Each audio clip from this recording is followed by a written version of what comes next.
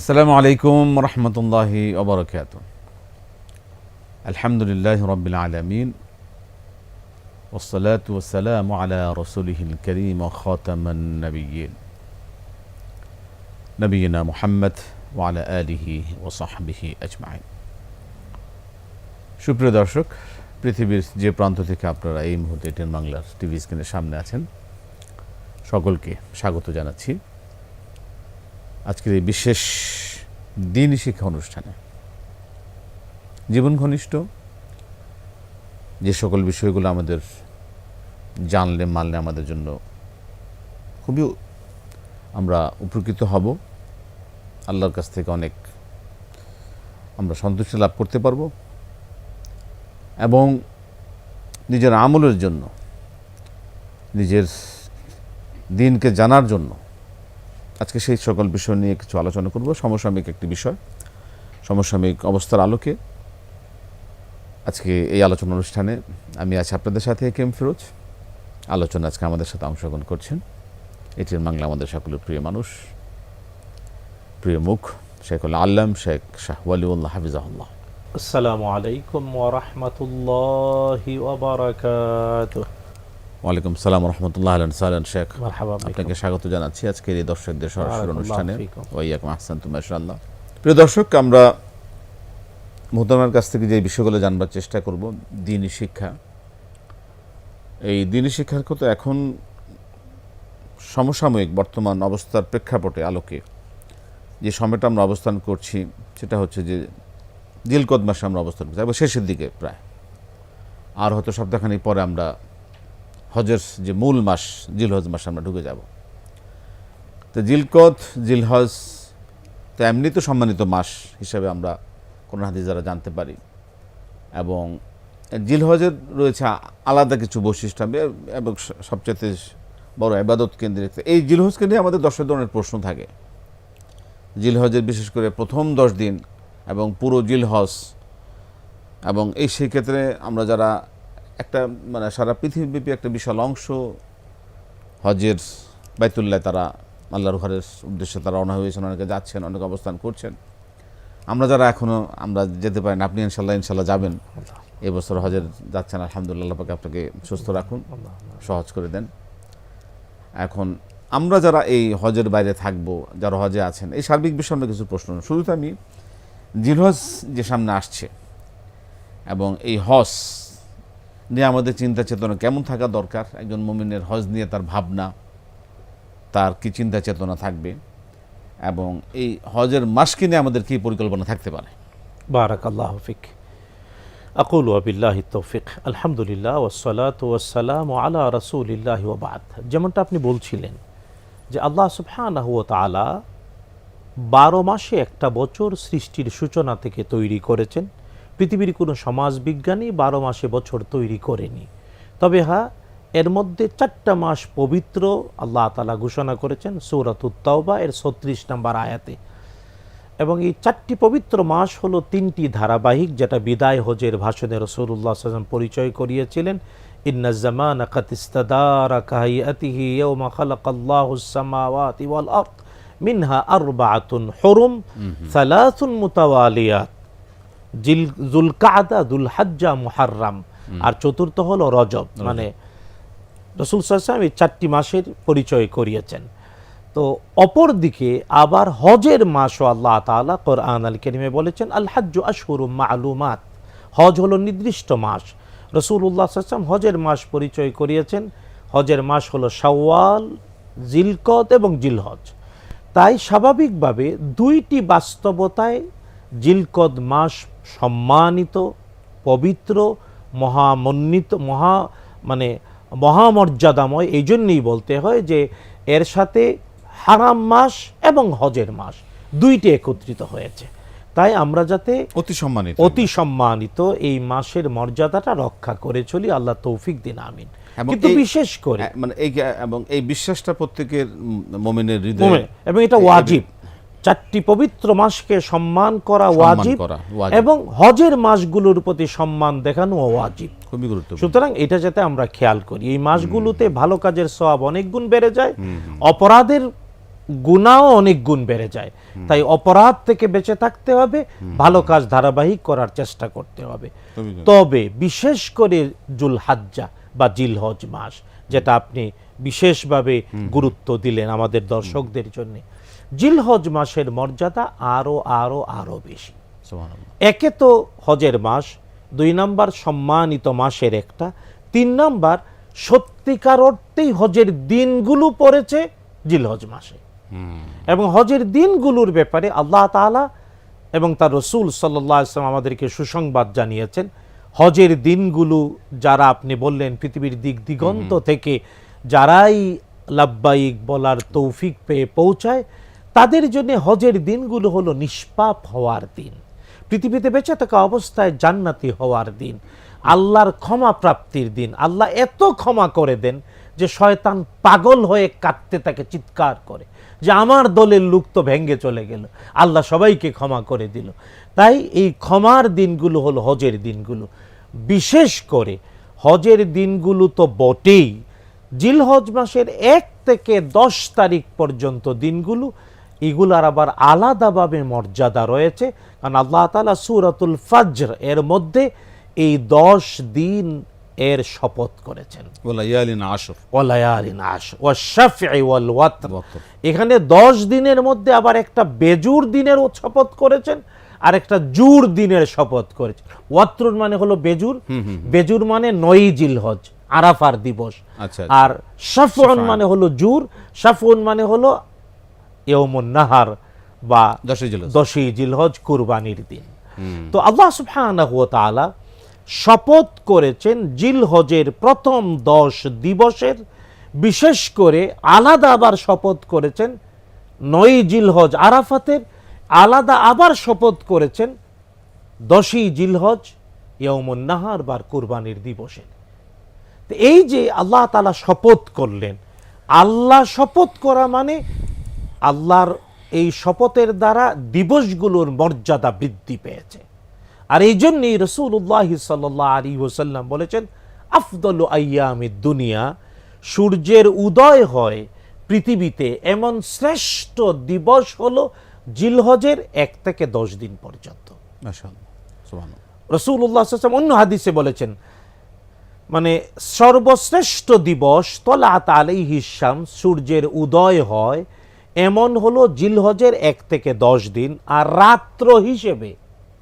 রাত হিসেবে পৃথিবীর শ্রেষ্ঠ রাত হলো রমাদান করিমের শেষ দশকের রাত্রগুলো। সুতরাং ব্যাপারটা খুবই ক্লিয়ার। রাত হিসেবে রমাদান করিমের শেষ 10 দিবস, শেষ দশকের রাত্রটা হলো মর্যাদাময়। আর সূর্যের উদয় হয় আলোক ঝলমল দিন হিসেবে শ্রেষ্ঠ হলো জিলহজ মাসের 1 থেকে 10 দিন। প্রশ্ন হলো, এই জিলহজের 10 দিবসের এত মর্যাদা কেন? জি, এটা আমাদের দর্শকদের জন্য ক্লিয়ার হওয়া উচিত। 1 নাম্বার মর্যাদাটা শুনুন, বুখারী মুসলিমের হাদিস। রাসূলুল্লাহ সাল্লাল্লাহু তাআলা আলাইহি ওয়াসাল্লাম বললেন, আবু হুরায়রা রাদিয়াল্লাহু বর্ণনা করেছেন, মা মিন আইয়ামিন, এমন কোন দিবস পৃথিবীতে নাই, আফদল, আল্লাহর কাছে অতি প্রিয় এই দিবসগুলোর ইবাদত আল্লাহর কাছে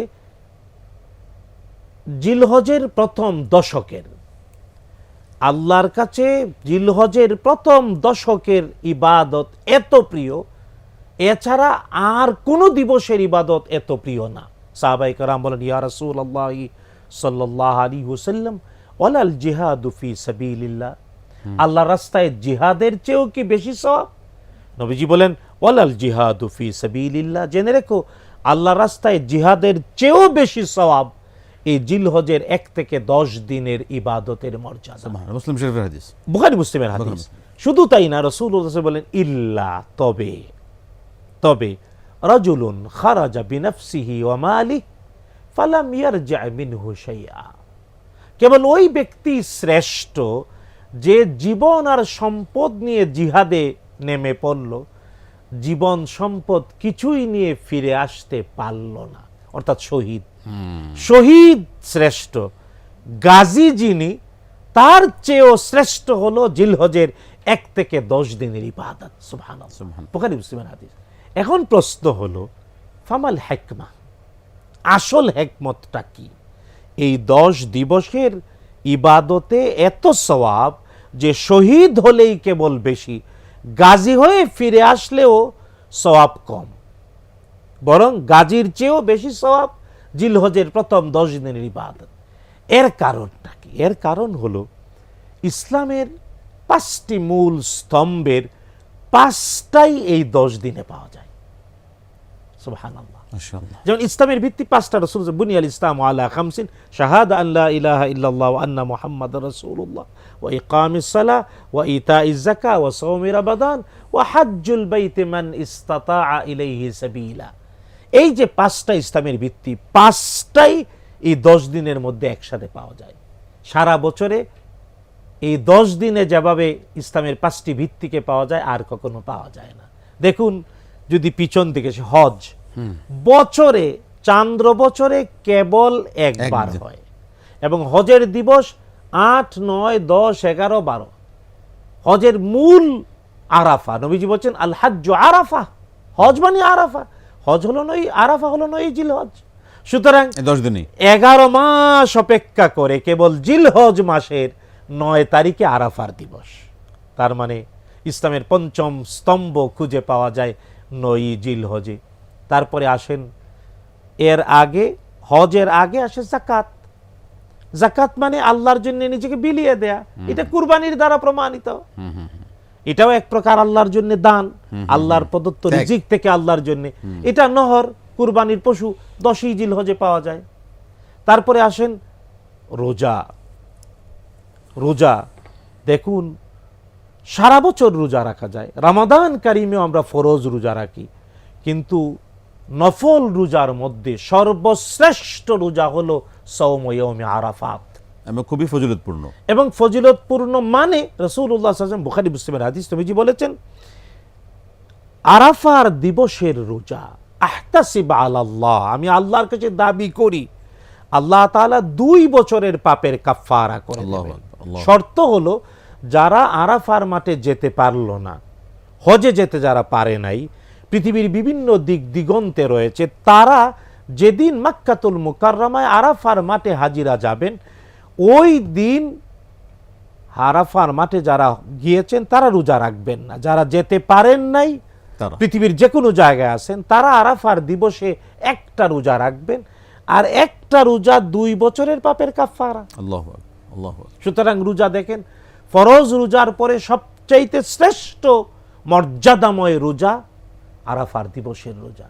শুধু তাই না, সালাত, সালাত তো এই কয়দিন আসেই, বাধ্য হয়ে সালাত, হজের দিবসগুলোতে সালাত, ইমানদার 5 ওয়াক্ত সালাত পড়ে। বিশেষ করে ঈদুল আজহার সালাত 10ই জিলহজ হাজিরা করে না, যারা হাজি না তারা, এবং যদি হাজিরা পড়ে সুন্নাহ, স্বাভাবিকভাবে হাজিদের জন্য জিলহজ এর ঈদুল আজহার নামাজ হলো সুন্নাহ। তো অনেক হাজি আছে যারা ভোরের মধ্যে মক্কায় পৌঁছে যায়, মুজদালিফায় রাত 12টার পরে ঘুম থেকে উঠে পাথর মেরে ফজরে পৌঁছে যায়, তারা ফজরের পর পড়তে পারে জিলহজে, 10ই জিলহজ ঈদের নামাজ, ঈদুল আজহার নামাজ পড়তে পারে, সুন্নাহ। সাধারণভাবে ওয়াজিব না, ফরজ না, সুন্নাহ। এই জন্য সাধারণ হাজিরা পড়ে না, কিন্তু এটা সুন্নাহ হাজিদের জন্য। অন্যদের জন্য, আমাদের জন্য মানে ফরজ, কিন্তু স্বাভাবিকভাবে হাজিদের জন্য সুন্নাহ। তো এই যে দেখেন নামাজ পাওয়া যায়, ঈমান তো আসেই, লাব্বাইক আল্লাহুম্মা লাব্বাইক মুখে বলতে থাকে, তাই সওয়াব তো মানে অনেক সওয়াব এত বেশি। রাসূলুল্লাহ সাল্লাল্লাহু আলাইহি ওয়াসাল্লাম জিলহজের 1 থেকে 9 তারিখ টানা নিজেও রোজা রেখেছেন। কেবল বিদায় হজের হজ করেছেন যখন, তখন তিনি আরাফার দিবসে 9 তারিখে রোজা রাখেন নাই। যারা রোজা রেখেছেন তাদেরকে রোজা ভাঙতে আদেশ করেছেন, বলেছেন তোমরা আল্লাহর মেহমান, রোজা ভঙ্গ করো। কিন্তু যারা আরাফায় যেতে পারে না তারা রোজা রাখবে। সুতরাং আমাদের সুপ্রিয় দর্শক শ্রোতাদেরকে আমরা বিনীতভাবে বলতে চাই, প্রস্তুতি নেব জিলহজের চাঁদ গণনার শুরু থেকেই, জিলহজের 1 তারিখ থেকেই আমরা রোজা রাখার চেষ্টা করব, নফল রোজা। আরাফার দিবসে বটেই, কিন্তু 1, 2, 3, 4, 5 এর মধ্যেও রাখার চেষ্টা করব, কারণ আরাফার দিবসের একটা রোজা 2 বছরের পাপের কাফারা হয়। এতে অনুমান করা উচিত এই জিলহজের প্রথম এই 9 দিনের যে রোজা এটার মর্যাদা কত বেশি। সুবহানাল্লাহ। শুধু তাই না, দান সাদাকা করা, সাদা করা। স্বাভাবিকভাবে দান করলে এক দিলে 700 গুণ মিনিমাম, ম্যাক্সিমাম কত আল্লাহ ছাড়া কেউ জানেন না। কিন্তু হজের মাস, শুধু তাই না, সম্মানিত মাস আশহুরুল হুরুম এবং হজের মাস হওয়ার কারণে, আল্লাহর কসম খাওয়া দিবস হওয়ার কারণে এগুলার মধ্যে দানের মর্যাদা আরো আরো আরো বেশি বেড়ে যায়। সুবহানাল্লাহ। মোহতারাম, চমৎকার আপনি বলছিলেন যে আসলে এই 10 দিনের ফজিলত সহ এবং জিলহজের যে প্রথম 10 দিনের যে বিভিন্ন পার্ট একটি, এই 10 দিনের মধ্যে আমরা সব কিছুই খুঁজে পাই। ইসলামের 5টি ভিত্তি সবগুলো এখানে মানে পালন করবার এবং এখান থেকে ফজিলত নেওয়ার সুযোগ আল্লাহ সুবহানাহু ওয়া তাআলা আমাদের জন্য দিয়েছেন। মোহতারাম, একটা কথা যেটা কোন হাদিস দ্বারা আমরা জানলাম যে এই 10 দিন এবং এই মাসগুলো খুবই সম্মানিত, বিশেষ করে এই 10 দিন ব্যাপারে খুবই সম্মানের কথা। সেই সম্মানটা আমরা কিভাবে একজন মুসলমান ইমানদার মোমেন প্রকাশ করতে পারে এবং তিনি কিভাবে সম্মানটা দেখাতে পারেন বা তার জীবনে এটা বাস্তবভাবে তিনি প্রয়োগ করতে পারেন? খুবই ধন্যবাদ। প্রথম হলো, এই মাসগুলোতে ঝগড়া বিবাদ করা যাবে না। রাইট। ঝগড়া বিবাদ, মারামারি, কাটাকাটি, অন্যায় চর্চা, প্রথমত 1 নাম্বার আল্লাহ বলছেন ফালা তাজলিমু ফিহিন্না আনফুসাকুম, এই মাসগুলোতে নিজেদের প্রতি নিজেরা জুলুম করো না, কোনো ধরনের পাপ করা যাবে না। 2 নাম্বার মানে গুনাহ থেকে দূরে থাকতে হবে, গুনাহ থেকে একদম। 2 নাম্বার হলো আল্লাহ বলছেন ওয়ায়াসালুনাকা আনিশ শাহরিল হারাম কিতালিন ফি কুল কিতালুন ফিহি কাবীর, নবী হে, যুদ্ধ বিগ্রহ সম্পর্কে মানুষ আপনাকে প্রশ্ন করে পবিত্র মাসগুলোতে, বলে দিন এই পবিত্র সম্মানিত মাসগুলোতে যুদ্ধ বিগ্রহ করা কবিরা গুনাহ। সুতরাং ইমানদার পরস্পর মারামারি কাটাকাটি করবে না, ফাসাদ করবে না, ঝগড়া করবে না। 3 নাম্বার, সম্মান প্রদর্শন করবে সুন্নাহ অনুযায়ী ইবাদত করে, নামাজ, রোজা, দান, সাদাকা, এগুলোর মাধ্যমে যত ভালো কাজ, মানুষের উপকারী কাজ, এবং আরো কিছু ভালো কাজ যেটা এই দিনগুলো ছাড়া কখনো করা যায় না, এর একটা হলো কুরবানি করার প্রস্তুতি নেওয়া। কুরবানি মানে পশু জবাই না, কুরবানি মানে নিজের পশুত্বকে জবাই, কুরবানি মানে নিজের সবকিছু আল্লাহর জন্য বিলিয়ে দেওয়ার শিক্ষা, যেটা কুরবানি করতে গিয়েও আমরা কোরআনে কারীমের আয়াত পড়ি, ইন্না সালাতি ওয়া নুসুকি ওয়া মাহইয়ায়া ওয়া মামাতি লিল্লাহি রাব্বিল আলামিন লা শারীকা লাহু ওয়া বিযালিকা উমিরতু ওয়া আনা আউয়ালুল মুসলিমিন। কোরআনের কারীমের আয়াত, এটা কুরবানি করতে গিয়ে জবাই করার পরে বলতে হয়, বলো নিশ্চয়ই আমার নামাজ, নিশ্চয়ই আমার কুরবানি, নিশ্চয়ই আমার জীবন আর আমার মরণ জগৎ সমূহের রব আল্লাহ সুবহানাহু ওয়া তাআলার জন্য।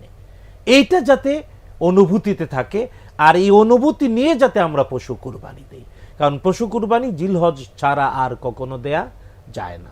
সেই ক্ষেত্রে মোহতারাম, মানে আমরা তো বিভিন্ন সুন্নাহর বিভিন্ন মানে এখান থেকে হাসিল করার সুযোগ আছে। যেমন একজন কোরবানি দাতা তার কি কি বিষয়গুলো খেয়াল রাখা দরকার, এই কোরবানিকে নিয়ে কি কি সুন্নাহ পালন করার সুযোগ রয়েছে, কি কি বিষয়কে আমাদের অবগত হওয়া দরকার এবং পালন করা দরকার? 3টা জিনিস বলবো। 1 নাম্বার হলো কুরবানির পশুর ক্ষেত্রে, 2 নাম্বার আর্থিক ব্যবস্থাপনা, 3 নাম্বার হলো ব্যক্তি নিজের। তো ব্যক্তি নিজে যিনি কুরবানি দেবেন, যাদের পক্ষ থেকে কুরবানি হবে, ব্যক্তি নিজে এবং তার পরিবার পরিজন, সুন্নাহ হলো রাসূলুল্লাহ সাল্লাল্লাহু আলাইহি ওয়াসাল্লাম বলেছেন জিলহজের চাঁদ উদয় থেকে নিয়ে কুরবানির পশু জবাই না করা পর্যন্ত নিজের চুল নখ কাটবে না। তার মানে জিলহজের চাঁদ ওঠার আগে নিজের চুল কাটবে, নখ কাটবে, পরিষ্কার পরিচ্ছন্ন হয়ে যাবে, অপেক্ষা করবে পশু জবাই না হওয়া পর্যন্ত, এই 9 দিন আর নখ কাটবে না, চুল কাটবে। এটাই সুন্নাহ, এটা সুন্নাহ, ব্যক্তিগত জীবনের সুন্নাহ। এবং এই পার্সোনাল সুন্নাহ, এবং এই সুন্নাহটা আবার আরেকটা জিনিস উদ্বুদ্ধ করে। আমাদের দেশে অনেক লোকজন আছেন যারা ইসলাম খুব ভালোবাসেন, কিন্তু হয়তো দাড়ি রাখার তৌফিক হয় নাই, প্রতিদিন বা 2 দিন পর পর দাড়ি শেভ করেন। তো যারা কুরবানি দেবেন তাদের জন্য দাড়ি রাখার একটা সুযোগ। আচ্ছা আচ্ছা, যে 9 দিন তো দাড়ি কাটা যাবে না, যেখানে নখই কাটা যায় না, আপনি কুরবানি দিচ্ছেন, সুন্নাহর উপর আমল করেন, দাড়ি রাখাটা কিন্তু ওয়াজিব। কিন্তু এই 10 দিবস আপনাকে আরো সম্মানিত করছে যে আপনি নখ কাটবেন না, চুল কাটবেন না, দাড়ি কাটবেন না। এই 9 দিনে মাশাআল্লাহ সুন্দর দাড়ি হবে, অন্তত একটা ওয়াজিব প্রতিপালন হবে, সুন্নাহ তো হবেই। তো এটা হলো ব্যক্তি জীবনে। ব্যক্তি জীবনে আরেকটা সুন্নাহ হলো ঈদের দিনে 10ই জিলহজে সকালবেলা ফজরের পরে না খেয়ে ঈদের মাঠে যাওয়া, ঈদের নামাজ পড়ে কুরবানির পশু জবাই করে কুরবানির পশুর কলিজা বা অতি দ্রুত রান্না হয় এমন অংশ দিয়ে খাবার শুরু করা। এটা হলো ব্যক্তির সুন্নাহ, রাসূল সাল্লাল্লাহু আলাইহি ওয়াসাল্লাম যা করেছেন সারা জীবন। 2 নাম্বার আসেন আর্থিক জীবনের সুন্নাহ। অর্থাৎ কুরবানি যিনি দেবেন তাকে অবশ্যই পবিত্র টাকায় হালাল উপার্জনে সন্দেহমুক্ত সম্পদ দিয়ে কুরবানি করা উচিত। কারণ আল্লাহ বলেছেন কোরআনে কারীমে সূরাতুল হজ্জ, লা ইয়ানালাল্লাহু লুহুমুহা ওয়ালা দিমাউহা ওয়ালাকিন ইয়ানালুহুত তাকওয়া মিনকুম। আল্লাহর কাছে রক্তও পৌঁছায় না, গোশতও পৌঁছায় না, পৌঁছায় কেবল তাকওয়া, ক্ষুধাভীতি। আর আল্লাহ পবিত্র, ইন্নাল্লাহা তাইয়্যিব লা ইয়াকবালু ইল্লা তাইয়্যিবা। আল্লাহ পবিত্র, পবিত্র ছাড়া কিচ্ছু গ্রহণ করেন না। সুতরাং নিজের আর্থিক জীবনের পরিচ্ছন্নতা নিশ্চিত করতে হবে, কুরবানি কবুল হোক এই আকাঙ্ক্ষা থেকে। আল্লাহ সবাইরে তৌফিক দিক। তৃতীয় সুন্নাহ বা তৃতীয় পালনের বিষয় হলো, এখানে দ্বিতীয়টার সাথে এটাও যুক্ত করা উচিত, অনেকে ভাগে কুরবানি দেন, একা পারেন না, শরীকে। এই ক্ষেত্রে আমি আপনি কার সাথে শরীক হয়ে কুরবানি দিলাম তার আর্থিক জীবনটা পরিচ্ছন্ন কিনা, হালাল কিনা, বৈধ কিনা এটা নিশ্চিত হতে হবে। এবং নিয়তের ক্ষেত্রে গোশত খাওয়ার জন্য কুরবানি না, আল্লাহর সন্তুষ্টি। লোকজন কি বলবে যদি মানুষ কি বলবে, মানুষকে দেখানোর জন্য। কিন্তু আসলে কুরবানির বিষয়ে রাসূল সাল্লাল্লাহু আলাইহি ওয়াসাল্লাম যে গুরুত্ব দিয়েছেন সেই সম্পর্কে যদি আমাদের দর্শকদের একটু বলতেন, কুরবানিটা কতটা গুরুত্বপূর্ণ। আচ্ছা বলছি তো, মানে আর্থিক জীবনের ব্যাপারটা নিশ্চিত করতে হবে। তৃতীয় এবার কুরবানির পশুর বিষয়। দেখুন আল্লাহ সুবহানাহু ওয়া তাআলা আল কোরআন আল কারীমে সাইয়েদনা ইব্রাহিম এবং ইসমাঈল আলাইহিমাস সালাতু ওয়াস সালাম পিতা আর পুত্র, পিতা পুত্রকে জবাই করতে নিয়ে গেলেন, শয়তান বাধা দিল। 3 জায়গায় পিতা পুত্র মিলে শয়তানকে পাথর মারলেন, শয়তান মাটিতে দেবে গেল। আজও ওই 3 জামারাতে পাথর মারা হয়। আজও যে পাথর মারা হয়, রাসূল সাল্লাল্লাহু আলাইহি ওয়াসাল্লাম বলেছেন জামারাতে পাথর মারার দ্বারা হাজিরা কবিরা গুনাহমুক্ত হয়ে যায়। সুবহানাল্লাহ। তো ইব্রাহিম এবং ইসমাঈল আলাইহিমাস সালাম পিতা পুত্র দুজনে আল্লাহর জন্য নিজেকে সঁপে দিলেন। পিতা পুত্রকে জবাই করতে চাইলেন, পুত্র জবাই হওয়ার জন্য সন্তুষ্ট চিত্তে আল্লাহর জন্য নিজেকে বিলিয়ে দিলেন। আল্লাহ যখন পিতা পুত্র দুইজনের আল্লাহর কাছে সমর্পণ কবুল করে নিলেন, তখন আল্লাহ বললেন ওয়াফাদাইনাহু বিযিবহিন আযীম। কোরআনের ভাষা, আল্লাহ তাআলা আজিম শব্দ দিয়ে তার আরশকে বুঝিয়েছেন।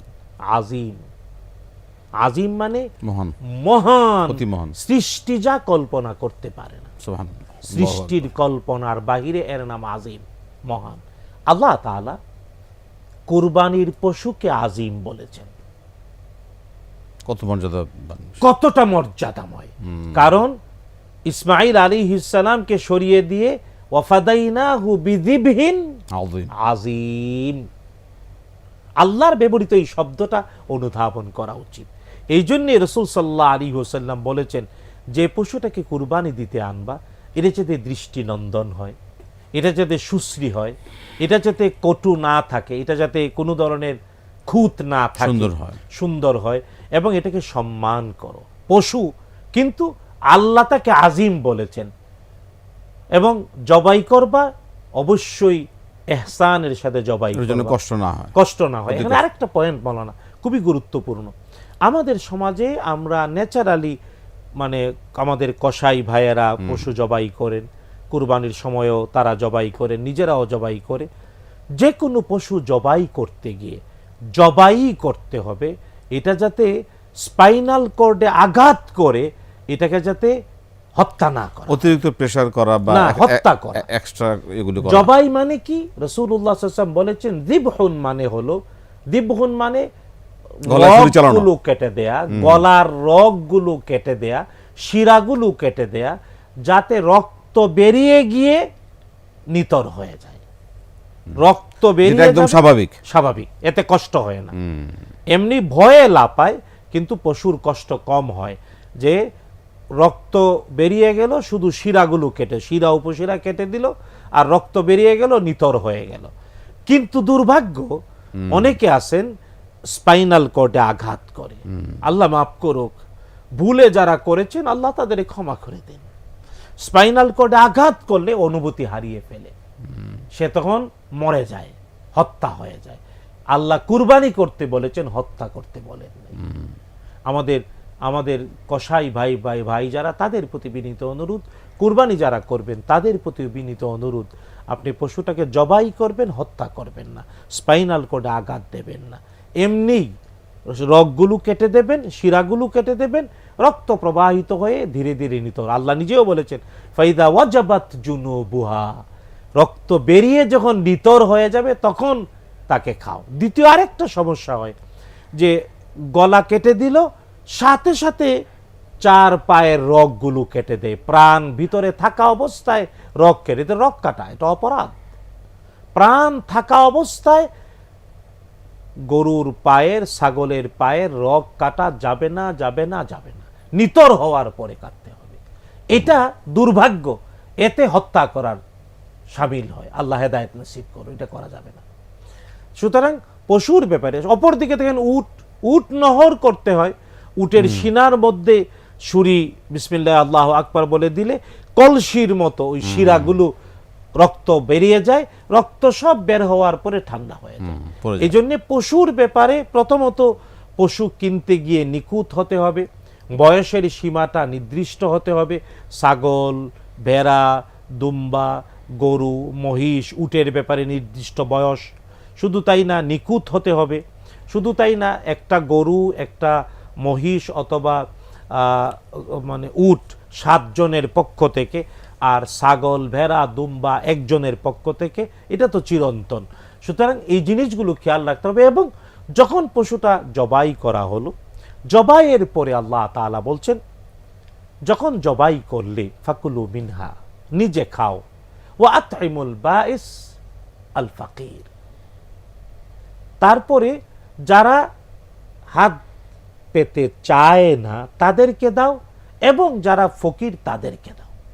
এই জন্য কোরআনের এই কথার ভিত্তিতে রাসূলুল্লাহ সাল্লাল্লাহু আলাইহি ওয়াসাল্লাম বলেছেন কুরবানির পশু 3 ভাগ করা হলো সুন্নাহ। 1 ভাগ নিজের জন্য, নিজের পরিবার পরিজন, আরেক ভাগ আত্মীয় স্বজন, যাদেরকে দিলে আত্মীয়তার বন্ধন বাড়বে, যারা চায় না, নীরব অভাবী, তাদেরকেও, আর 3 নাম্বার যারা হাত পেতে চায় তাদের জন্য। তবে এটা ফরজ না, ওয়াজিব না, এটা সুন্নাহ। আরেকটা প্রসঙ্গ মনে না, আমাদের দেশে অনেক লোকজন মনে করেন কুরবানির পশু কেবল কি 3 দিন পর্যন্ত খাওয়া যাবে, এরপরে কি খাওয়া যাবে না। এর কারণ হলো মদিনায় প্রথম দিকে রাসূলুল্লাহ সাল্লাল্লাহু আলাইহি ওয়াসাল্লাম নির্দেশনা দিয়েছিলেন, যখন মদিনায় অভাব ছিল এক সময়ে। নবীজি বলেছেন কুরবানির পশু 3 দিনের বেশি খেও না, জবাই করো, সবাইকে বিলিয়ে দাও। এরপরে রাসূলুল্লাহ সাল্লাল্লাহু আলাইহি ওয়াসাল্লাম নিজে এই আদেশ আবার উড্র করেছে। তিনি বলেছেন না, তোমরা খাও এবং সংরক্ষণ করে রাখো। কুরবানির পশু সারা বছরও যদি কেউ খায় কোনো অসুবিধা নেই। তবে আমরা কেবল ওই ব্যাপারটাকে বিনীতভাবে অ্যাড্রেস করতে চাই, যারা পশুও কিনেন, ডিপ ফ্রিজও কিনেন, এবং আস্ত পশুটা ডিপ ফ্রিজের ভিতরে ঢুকাই দেন, আত্মীয় স্বজন অথবা ফকির মিসকিন কাউকেই কিছু দেন না। আমরা এটার ব্যাপারে একটু বিনীত বলতে চাই। না, আপনি ডিপ ফ্রিজ কিনলেন, সমস্যা নাই, কুরবানির পশু সারা বছর খেলেন, এটা তো সমস্যা নাই, কিন্তু এতিম মিসকিন অসহায়কে ভুলবেন না, নিজের আত্মীয় স্বজনকেও ভুলবেন না। খুবই গুরুত্বপূর্ণ বিষয়। এবং এটা ইসলাম কোন জিনিসকে চাপিয়ে দেননি, কিন্তু প্রত্যেকের বিবেককে নিয়ে চলার জন্য আমাদেরকে অনুপ্রাণিত করেছেন, উৎসাহিত করেছেন। এবং আপনার এই শেষ কথা দিয়েই এটাই যে আসলে ইসলাম যেমন রাসূল সাল্লাল্লাহু আলাইহি ওয়াসাল্লামের শেষে এসে যেমন পুরো গরু যদি আমার প্রয়োজনে আসে আমি এটা ব্যবহার করতে পারবো, কিন্তু আমার আশেপাশে যারা আছে, স্বজন আছে, প্রতিবেশী আছে, তাদের দিকেও তাদের কথা মনে রাখতে হবে। এই বিষয়গুলো আমরা কোরবানি সম্পর্কে একটা বিশাল গুরুত্বপূর্ণ ধারণা পেলাম। এবং কোরবানি করা যে আমাদের উপর কতটা গুরুত্বপূর্ণ, কার উপর কোরবানি ওয়াজিব, এবং কে কত, এই বিষয়ে রাসূল সাল্লাল্লাহু আলাইহি ওয়াসাল্লাম কি গুরুত্ব দিয়েছেন আমাদের সংক্ষেপে যদি একটু বর্ণনা করে দেন। 1 নম্বর হলো কোরবানিটা ইসলামের শেয়ার। 4 বিখ্যাত মাযহাবের মধ্যে হানাফি মাযহাব অনুযায়ী ওয়াজিব, অন্য 3 মাযহাবে সুন্নাহ মুআক্কাদা। কিন্তু ওয়াজিব অথবা সুন্নাহ মুআক্কাদার উপরেও এটা ইসলামের শেয়ার হয়ে, ইসলামের একটা প্রতীক, সিম্বল অফ মুসলিমিন, বা একটা মুসলমানদের একটা প্রতীকে পরিণত হয়েছে কুরবানি।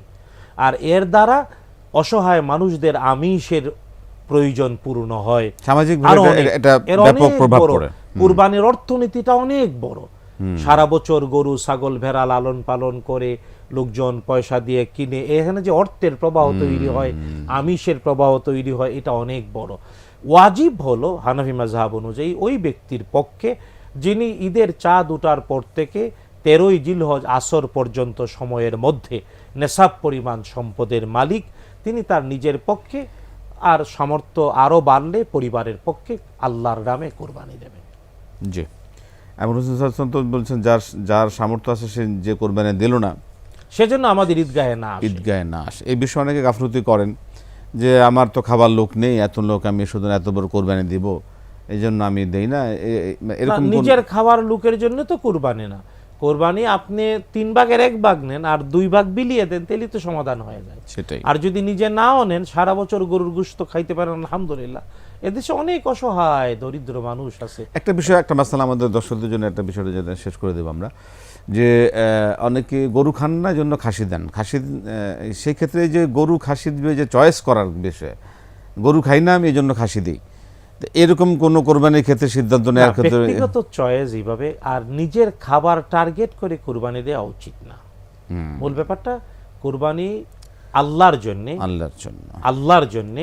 হ্যাঁ, কুরবানির গোশতটা হাদিয়া, এই হাদিয়াটা আপনি আপনার যেটা প্রয়োজন, যেটা ভালো লাগে নিতেই পারেন, বাছাই করতে পারেন, কিন্তু তাই বলে এই গরু আমি খাই না তাই দেব না, এই ধরনের বলাটা এক্সট্রিম। এটা আসলে আল্লাহ যে জন্য কোরবানি দিয়েছেন সেই আদর্শের সাথে বা সেই ফিলোসফির সাথে এটা। সর্বশেষ চামড়ার প্রসঙ্গটা খুবই গুরুত্বপূর্ণ। আমরা চাইবো আমাদের বর্তমান নির্বাচিত সরকার এই চামড়ার মূল্যমানটা দেখবে, কুরবানির পশুর চামড়া এটা যথাযথ যাতে এটা যেন এটা যারা অংশীদার তারা পায়।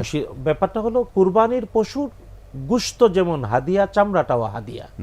এই জন্যে যিনি কুরবানি দিলেন তিনি যদি তার নিজের প্রয়োজনে চামড়াটা ব্যবহার করতে পারেন, ভালো, জায়েজ আছে। গোশত খাওয়া যেমন কুরবানি দাতার জন্য জায়েজ, চামড়াটা নিজের জন্য ব্যবহার করা জায়েজ আছে। কিন্তু ন্যাচারালি আমাদের সমাজে এটা অনেক শত শত বছর যাবত এটা চলে আসছে যে ওই চামড়াটা এতিম মিসকিন অসহায়দেরকে দিয়ে দেয়া হয়।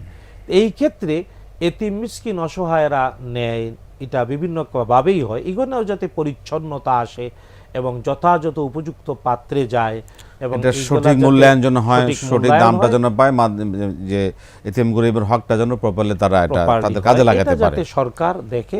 এই জন্য দুঃখজনক অভিজ্ঞতা থেকে আমরা মুক্তি চাই। এই জন্য কোন রকম অসৎ উপায়ী যারা আছেন, ব্যবসায়ী আছেন, তারা যেন তাদের স্বার্থ উদ্ধারের জন্য এই এতিম মিসকিনের হক যেন নষ্ট না হয়। খুবই গুরুত্বপূর্ণ বিষয় তুলে এনেছেন মোহতারাম। আজকে আরও অনেকগুলো বিষয় জানা ছিল, কিন্তু সময় আজকে আর আমাদের শেষ হয়ে গেল। আপনাকে অসংখ্য ধন্যবাদ, জাযাকাল্লাহ খায়র বারাক। আপনি হজে যাচ্ছেন ইনশাআল্লাহ, আল্লাহ আপনার হজকে সহজ করে দেন, কবুল করুন। আমাদের জন্য দোয়া করবেন, আমাদের দর্শকদের জন্য দোয়া করবেন। আল্লাহ পাক আপনাকে একটা হজের হাজ্জান মাবরুরান ওয়া সাইয়ান আল্লাহুম্মা আমিন, আল্লাহুম্মা আমরা ওয়া দুআআন মুস্তাজাবান মাকবুল, আল্লাহুম্মা আমিন, আল্লাহুম্মা আমিন। প্রিয় দর্শক, শুনছিলাম আমরা কোরআন সুন্নাহ আলোকে এই জিলহজ, জিলকত এবং বিশেষ করে জিলহজের প্রথম 10 দিনের সকল বিষয় নিয়ে আমরা শুনলাম আলোচনা। এর থেকে আমরা অবশ্যই একটি দিক নির্দেশনা, একটি আমরা সুনির্দিষ্ট বিষয় আমরা জানলাম। এবার আমাদের মানার পাল্লা, আল্লাহ পাক আমাদের কবুল করুন। আমরা যা এই বিষয়গুলো জানলাম তা যেন আমরা আমাদের জীবনে বাস্তবায়ন করতে পারি, আল্লাহ পাক তা কবুল করুন। আজকে শেষ করতে হচ্ছে, বিদায় নিচ্ছি। আসসালামু আলাইকুম ওয়া রাহমাতুল্লাহি ওয়া বারাকাতুহু।